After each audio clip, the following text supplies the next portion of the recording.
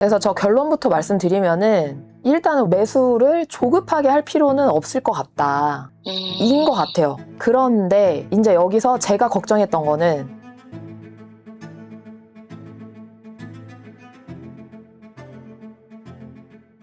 월급 190만 원 직장인입니다. 이런 저도 내 집 마련할 수 있을까요? 라는 사연이고요. 한번 만나보도록 할게요. 강원도 원주에서 홀로 아이를 키우고 있는 월소득 190만 원의 30대 엄마입니다. 26살 아이가 생겨서 다니던 학교를 자퇴하고 10년 동안 아이의 양육과 가정을 일구는 데 집중했습니다. 하지만 남편의 가정폭력과 외도가 반복되어 제 상상과는 다른 결혼 생활이 이어졌습니다. 끝내야 하는 걸 알았지만 도저히 혼자 힘으로 살아갈 용기가 나지 않아 나만 참으면 된다 생각하며 지금까지 버텼습니다. 하지만 아이에게도 결코 좋은 아빠가 아니었고 결국 작년 11월 이혼을 결정하게 되었습니다. 당연히 아이는 제가 양육하기로 했고요. 현재는 전 남편 명의의 전셋집에서 동생들과 함께 살고 있습니다. 남편에게 규칙 사유가 있었지만 제 가족들이 생활하고 있기 때문에 전 남편에게 전세 이자와 관리비를 지급하고 있어요. 하지만 전세 만기를 앞두고 언제 쫓겨날지 모른다는 불안감에 하루하루가 힘이 듭니다. 가장이 되어보니 안정된 주거가 얼마나 중요한지 새삼 깨닫게 되었어요.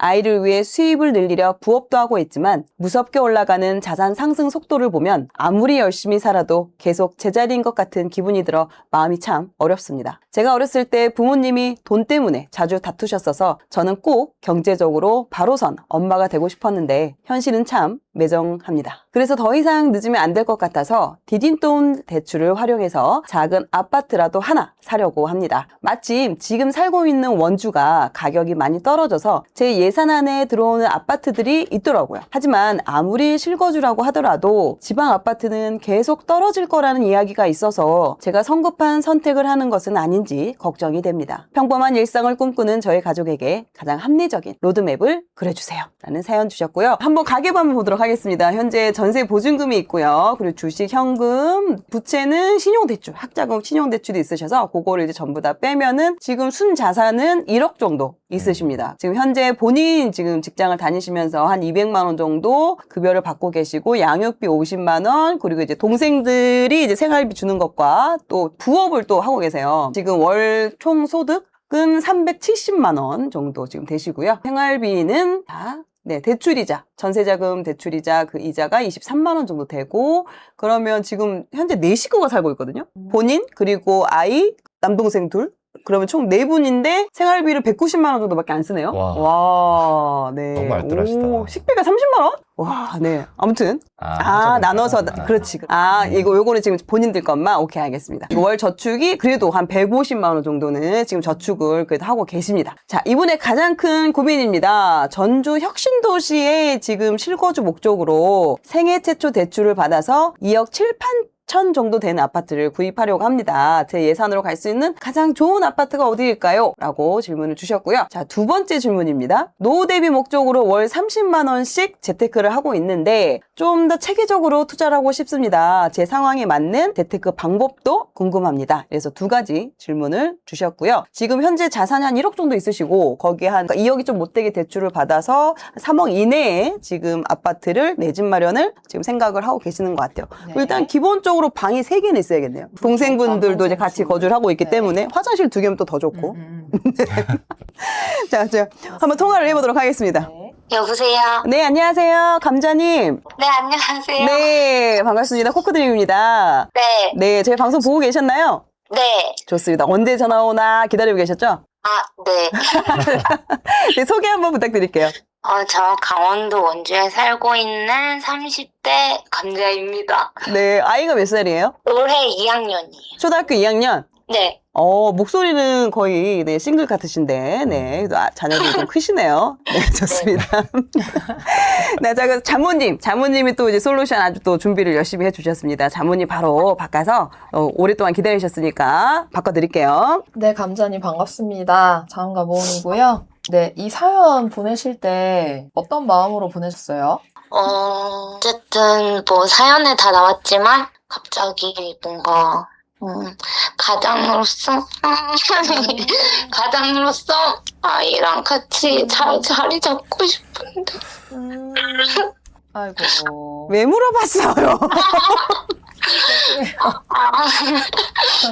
그 자리 잡고 네. 싶은데 네. 뭔가 제가 나이도 어리기도 하고 좀 음. 경험 같은 것도 많이 없어서 어떤 식으로 자리를 잡아가야 될지 좀 막막하기도 하고 그래도 어쨌든 많진 않지만 이 종잣돈이 있으니까 이걸로 그래도 좀 가장 좋은 선택을 하고 싶은 마음에 사연을 보내게 됐습니다.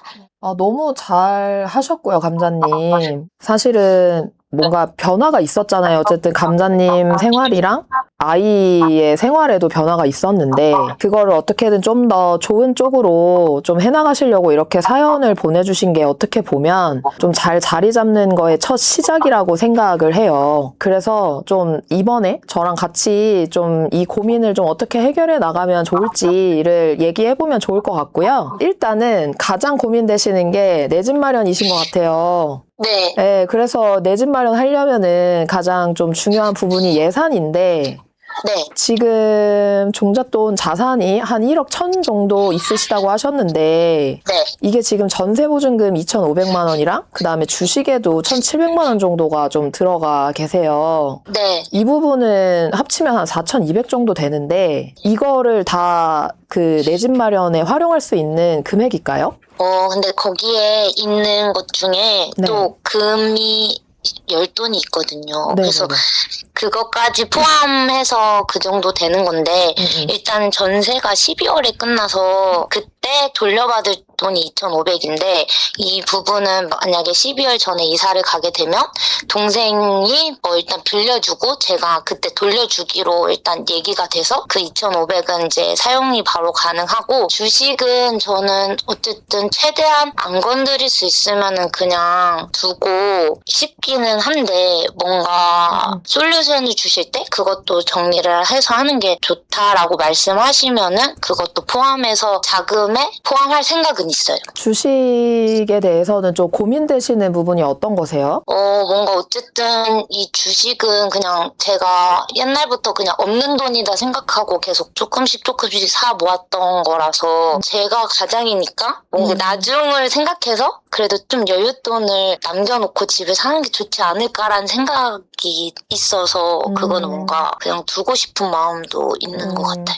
그러시구나. 그러니까 네. 일단은 내 집 마련할 때 가장 중요한 거는 일단 내 집 마련을 할 수 있는 종잣돈을 얼마를 결정을 할 것인가 첫 번째가 중요하고 그 다음에 네. 이제 두 번째 중요한 게 저축액이에요. 네, 근데 지금 이제 저축액이 월 160만 원 정도가 있으신데 네, 이 주식을 남겨놓고 싶은 어떤 이유가 좀 어떻게 될지 모르는 상황에서 현금을 좀 확보해두고 싶으신 것 같거든요. 그 부분에서 좀 월급이 좀 아까도 이제 사연에서 나왔지만 190만 원 정도에다가 가계부 보면은 부업으로 한 100만 원 정도 지금 계속 이제 네. 벌어 나가고 계신데 네. 이 부분이 좀 안정적이지 않다라고 생각을 하시는 것도 같아요. 그래서 네. 좀 뭔가 맞아요. 현금을 이걸 내 집 마련 자금에 넣어야 할지 아닐지를 고민하고 계시는 것 같은데 제가 생각한 게 맞을까요? 네, 뭔가 제가 어쨌든 직업이 재택을 하고 있긴 한데 똑같이 4대보험 들어있고 9시부터 6시이긴 한데 마케팅 쪽이거든요. 네네. 그래서 제가 느낄 때는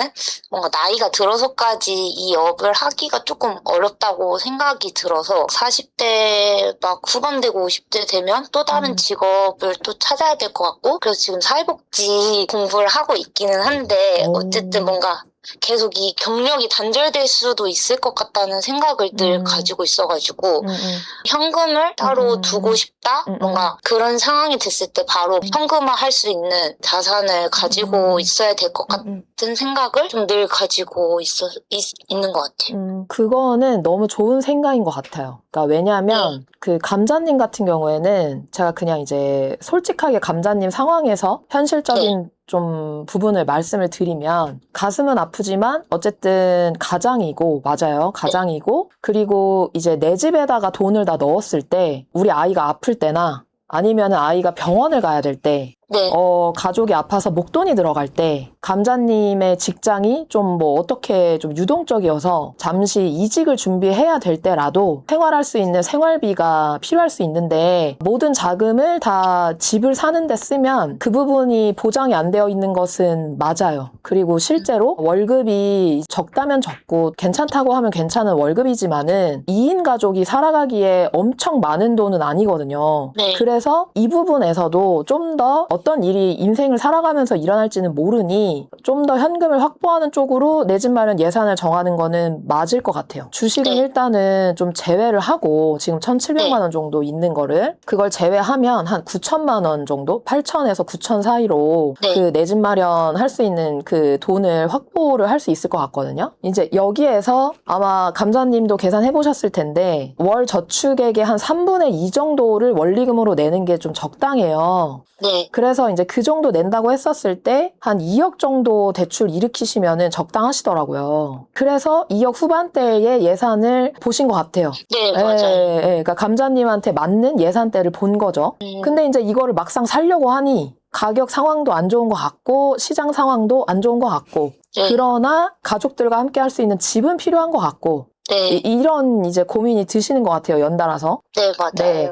그래서 저 결론부터 말씀드리면은 일단은 원주에서는 급하게 내 집 마련하실 필요는 없을 것 같아요. 이유는 뭐냐면요. 이유를 말씀드리면 지금 원주에 새 아파트가 26년, 25년, 뭐 27년 이렇게 입주를 하거든요. 근데 이제 우리가 시장 상황이 좋다 안 좋다라는 거에 대해서 확인을 해보려면은 새 아파트가 들어왔었을 때의 가격이 어떻게 형성되는가를 보면 그리고 사람들이 얼마나 그 새 아파트에 열광하는가 얼마나 많이 그 아파트에 청약하는가 이런 경쟁률이나 이런 걸 보면 네. 그 시장이 좋다 아니다 라는 거를 좀 확인할 수 있는데 지금 한 원주에 그 혁신도시 말고 중심부에 들어오는 새 아파트 보면은 마이너스 피더라고요. 마이너스 2천, 마이너스 3천 이런 상태여서 지금 새 아파트가 들어오는데도 불구하고 마이너스 피가 붙은 상황이거든요. 네. 그러니까 이제 거래가 잘 안 된다는 얘기겠죠, 이게. 네. 그러니까 이제 가장 사람들이 좋아하는 초신축 아파트도 이게 이제 응애응애 태어나는 이 아파트도 사람들이 이게 2천을 분양가보다 2천을 싸게 줘야만이 거래를 하는 거예요. 그러니까 이제 이 원주 시장이 급등할 만한 상황은 아니고, 그죠? 그리고 이제 네. 이게 막 갑자기 상승을 해가지고 내가 반드시 지금 집을 사야만 해 라는 상황은 아닌 거죠. 네. 네, 왜냐면 여기서 제일 좋은 아파트가 이제 그런 상황이니까 가격이. 그리고 이제 원주는 감자님도 아시겠지만 소도시잖아요. 네. 네, 그래서 작은 컵에다가 물 1리터를 넣는 거랑 아주 큰 컵에다가 물 1리터를 넣는 거랑 그 시장의 이 회복 속도가 이 작은 물에 1리터를 넣는 것처럼 이 공급 물량이 들어오면은 회복될 때까지 좀 시간이 걸리거든요. 실제로 이게 작은 도시여가지고 이게 이제 26년도 그렇고 27년도 그렇고 1000세대 이상씩 이게 입주를 하다 보니까 그거가 이제 해소되려면은 시간이 좀 걸릴 것 같아요. 그 공급 물량이. 그래서 저는 이게 가격이 더 싸질 거니까 타이밍을 재서 매수하세요. 이게 아니고 지금 당장 매수를 조급하게 할 필요는 없을 것 같다. 인 것 같아요. 원주는. 지금 원주 상황은. 네. 그런데 이제 여기서 제가 걱정했던 거는 당장 12월에 전세 만기인데 이게 이제 네. 남편 명의여가지고 네. 여기서 이제 나와야만 하는 상황이란 말이에요. 네. 네, 그러면은 우리 아이랑 남동생이랑 같이 월세나 반전세나 이런 걸 살아야 되는데 이제 그런 상황이라고 한다면은 나는 불안전함이 너무 커질 것 같아. 난 너무 불안해. 라고 고민하셨을 수 있을 것 같거든요. 제가 이런 얘기를 하면 그런 생각을 하실 것 같았어요. 네. 네, 여기까지 얘기 들었을 때 어떠세요? 맞는 말씀이신 게 어쨌든 12월에 집을 나가게 되면 2년, 뭐 전세로 간다 해도 2년마다 뭐 연장을 안 해주면 계속 이사를 다녀야 되고 이런 게 너무 좀 피로하게 느껴져서 좀 사고 싶었던 마음이 있었거든요. 그러실 수 있을 것 같아요. 그러니까 그 이사라는 게 좀 그 스트레스를 좀 많이 주긴 하거든요. 그 이동을 네. 한다는 것 자체도 좀 스트레스를 많이 주고 또 이제 아이가 학교 다니잖아요. 그죠? 초등학교 2학년이죠. 네. 저희 아들도 초등학교 2학년이에요. 그래서 나이 차이는 많이 나는데 아이들 나이는 같아요. 그래서 참 일찍 아이를 낳아서 키운 사람이 진짜 위너다라는 한 살이라도 젊을 때 키운 사람이 위너다라는 않나라는 생각이 드는데 키우시느라 너무 고생 많으셨고 애쓰셨고 네. 근데 이 아이가 또 학교 옮긴다고 하면은 또 신경이 많이 쓰인단 말이죠. 엄마가. 얼마나 네. 신경이 많이 쓰입니까? 진짜 친구 문제도 신경 쓰이지 뭐 그죠? 학원도 신경 네. 쓰이지 이 다른 애들한테 치일까 봐도 고민되지 막 이런 게 있단 말이에요. 정리하자면 감자님 전월세로 2년을 살면서 네. 돈을 더 모아서 내 집 마련을 하시면 네. 지금 보고 있는 아파트보다는 더 신축 아파트를 매수하실 수 있을 것 같아요. 그리고 그 사이에 원주가 급등할 것 같지가 않아요. 두 가지 안을 드리고 싶었어요, 저는. 첫 번째로, 사모님, 저는 진짜 이사 다니는 게 너무 싫어요. 저는 지금 좀 마음의 안정을 찾고 싶어요. 예를 들어, 저는 지금 제 집이 없는 거, 그 다음에 제 마음의 지지대가 없는 거, 이런 상황이 너무 힘들어요. 그래서 이사 다니지 않고 제 아이를 안정적으로 키울 수 있는 집이 일단 저한테 우선이에요 라고 하시면 2억 후반대로 해가지고 지금 거주하고 계시는 집 주변 아파트 있잖아요. 거기에다가 매수하셔도 돼요, 사실. 근데 그게 막 갑자기 오르거나 빠른 시일 안에 상승하거나 그러진 않을 수 있어요. 근데 다만 거주의 안정성을 아마 감자님한테는 줄 거예요. 그런데 이 안은 사실 내가 전세로 한 2년 정도 사는 거는 아이 키우면서 아이가 초등학교 4학년쯤 되니까 크기는 좀 괜찮을 것 같아.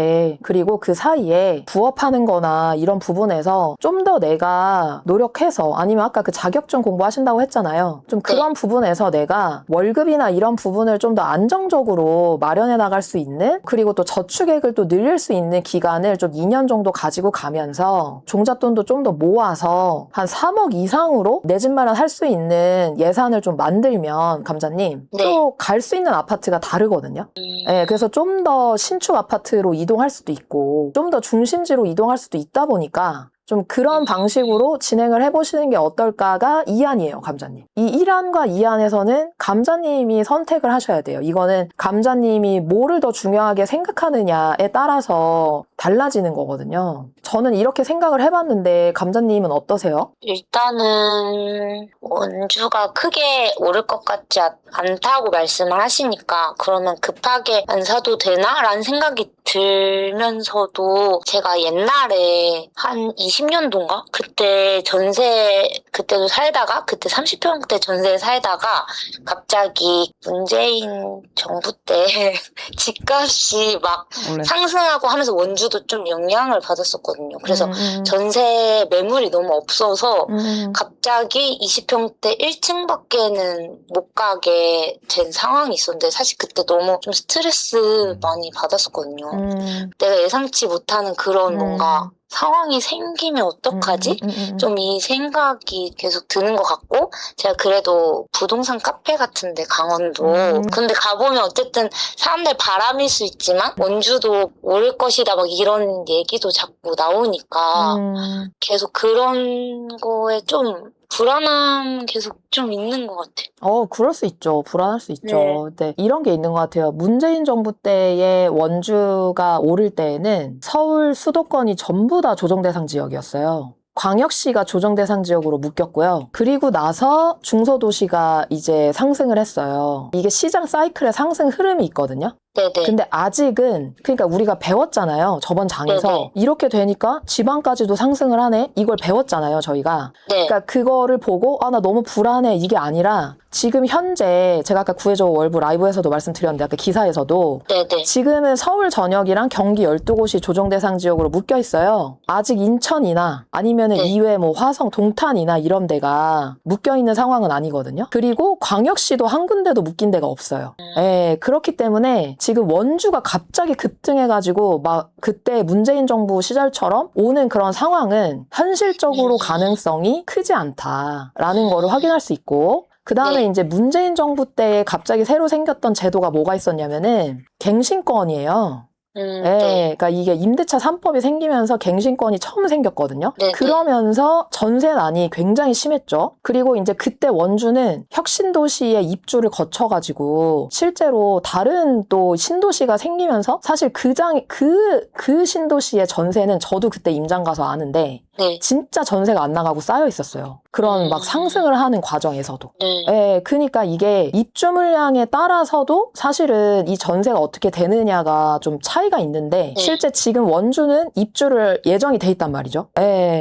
그러니까 그때와 지금은 다르다라는 걸로 이해를 해보시면 좋을 것 같긴 해요. 근데 그럼에도 불구하고 여기서 중요한 건 뭐냐면은 우리 가족이 살 집을 나는 전세 만기 전에 좀 더 마련하고 싶다라고 하시면 이게 내 집 마련에서의 무리는 아니라는 거죠. 그 부분은 어떤 것 같으세요?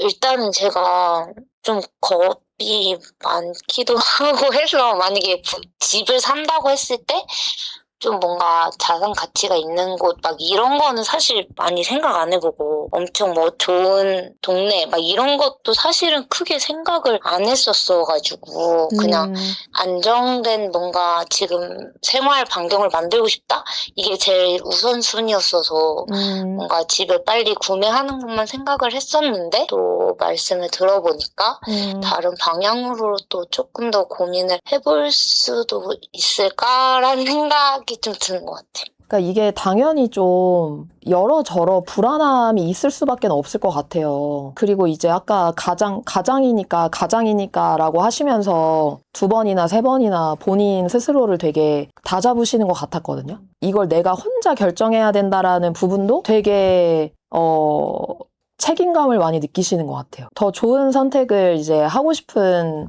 부분이 있는 것 같아요. 저는 2가지 안 다 좋은 선택이라고 생각해요. 그게 뭐 내 집 마련을 지금 원주에 한다고 해서 그게 막 잘못된 선택이라고 생각하지는 않거든요. 네. 예, 왜냐하면 감자님이 감당 가능한 예산 안에서 내 집을 사는 거고 거기서 감자님이랑 아이랑 남동생 2분이랑 행복하게 또 안정적으로 살아나갈 거잖아요. 네. 예, 그러니까 그것 또한 저는 시장 상황이랑 상관없이 감자님의 가정에 좋은 선택일 수 있다고 생각해요, 저는. 제가 사연 읽으면서 좀 해드리고 싶은 얘기가 있었는데 남편과의 그 시간 있잖아요. 남편이 네. 되게 감자님 힘들게 했잖아요. 네. 근데 그런 와중에서도 사실은 사연 보니까 좀 마음을 다잡고 이것저것 시도하고 또 더 잘해보려고 되게 노력하셨던 흔적들이 저는 보였거든요. 그래서 되게 이분이 진짜 내면에 힘이 있으신 분이다. 정말 성실히 열심히 가정을 살리기 위해서 본인이 되게 노력하시는구나 라고 저는 느꼈거든요. 그 기간을 좀 지나오실 때 좀 어떤 생각으로 좀 지나오셨는지, 왜냐면 너무 이런 얘기를 그 감자님도 어디서 하실 데가 없으셨을 것 같아요. 제가 좀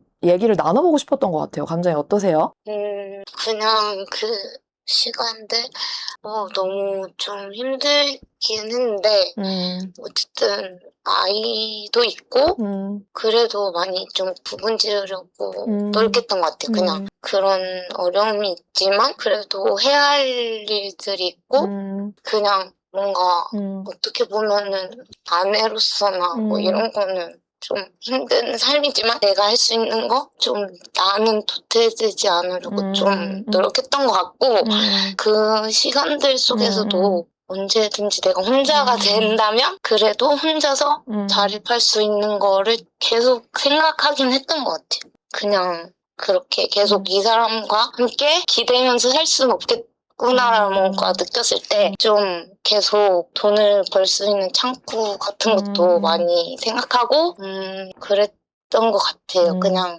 혼자가 될 때 아이랑 같이 살아갈 수 있는 어떤 환경이나 내 여건을 만들려고 계속 좀 생각했던 것 같아요. 아무래도 좀 아이가 있으니까 그게 좀 원동력이 되지 않았나 싶어요.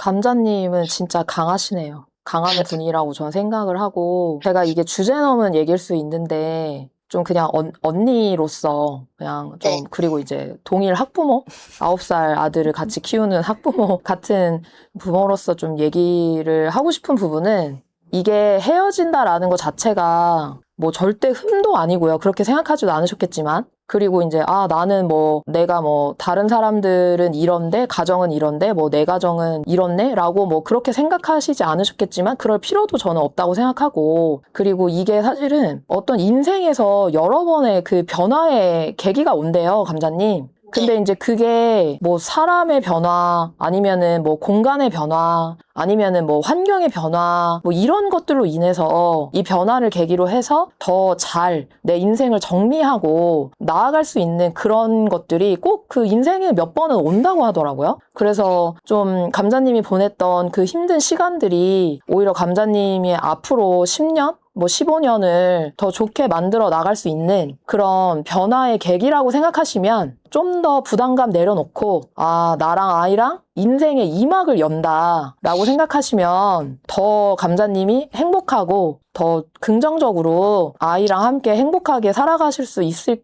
것 같아서 제가 주제가 넘을 수도 있지만 이 말씀을 꼭 드리고 싶었고요. 왜냐면 어디에다가 얘기도 못 하셨을 것 같아요.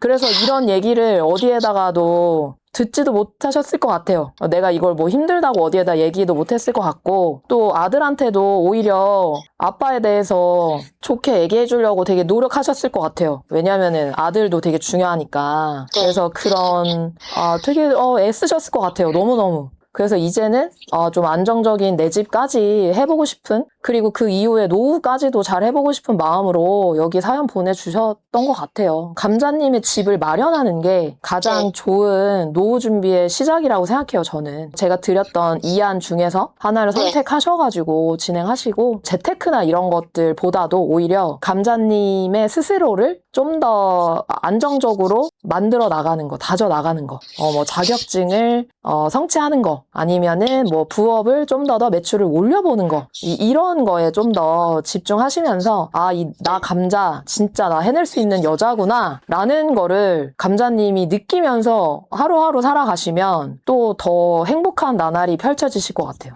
감사합니다. 네, 그래서